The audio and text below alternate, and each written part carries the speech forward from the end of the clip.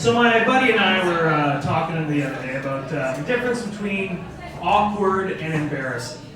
And he seems to think that there is no difference. It's just different words for basically the same thing, but I disagree. I actually think there's a significant difference. You see, I believe that awkward isn't fun for anybody.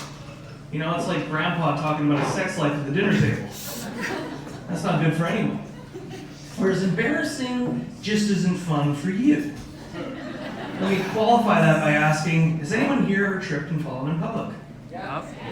What's the first thing you think of when that happens? I need to get up and pretend that didn't just happen, right? Like you could break your arm and that doesn't matter. You need to limit the amount of people that saw you who are now laughing at your expense.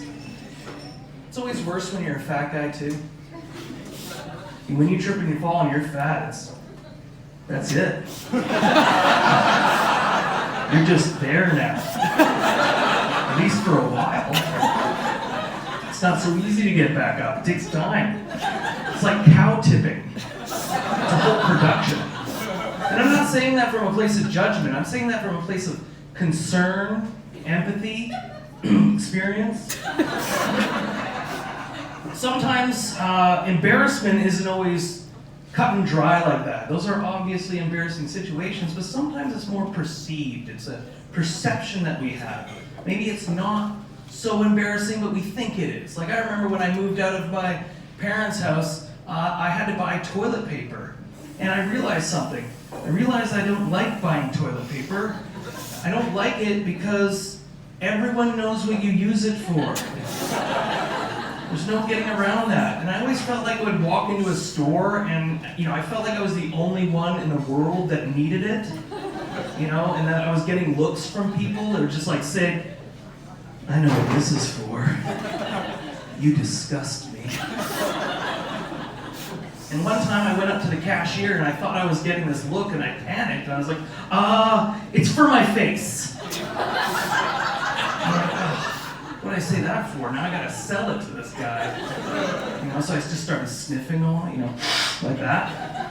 And so, trying to convince him that this 24-pack of toilet paper was entirely for my nose. So he either thought I had a nasty cold or I was a coke addict. I also don't like buying tampons. Guys, if you're like me, you've been asked to buy tampons a time or two. And we don't like it. It's not my favorite thing to do. I don't enjoy it at all. Don't ask me why, because I don't really know. It's not like we're going to get up there and they're going to think it's for me. I go to buy it and it's like, that time of the month, eh, pal? And then I panic and I go, it's for my face. I don't know. I'm going to finish off with this last story here. It's a true story. It actually happened to me. Every summer I love going to Dairy Queen to get my favorite ice cream treat. It is a peanut butter parfait. You guys know what that is? Love that. It's delicious. It's simple ice cream, fudge, nuts. Fantastic. I love getting it. And I'm standing in line, and that is literally the only thing that's going through my head. It is just on repeat. Peanut butter parfait. Peanut butter parfait. And finally, it's my turn to order. And you know how sometimes when something's going through your head, you go to say it, it comes out in a bit of a jumble, right? Well, that's kind of what happened here, except I tried to correct it, and really, it was worst case scenario, because I stared dead in the face of the person in front of me, and I went, I'll get the penis.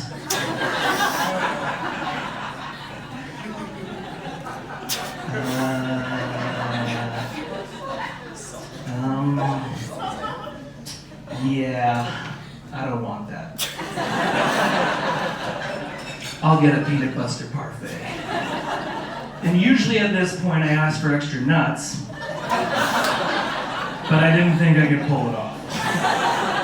Thank you. Dustin Huguet, everybody! We are fellow peanut butter parfait fans. I'm curious. What did you get when you asked for the penis at the Dairy Queen? Well, surprisingly, they had a dildo in the back, but no, actually, I got I couldn't look at them. It was really awkward and embarrassing, actually. So this actually happened. This wasn't just for the joke. 100% this happened. Wow. There was people behind me laughing. They were laughing behind the counter. I was literally drawing circles on the counter because I didn't know what to do. You're from Squamish, like born and raised? No, Originally from... Ladner. Where's that? It's by Tawassum. It's close to Richmond. Home of the penis buster parfait. IKEA's in Richmond. Evan before wore a tie. I noticed he wore cargo shorts. Well, I am a dad, so So I'm about to be a dad. Should I get cargo shorts? Or what do you yeah, it's kind of it's a rule. Wait, did you just announce to Squamish that you're about to be a dad?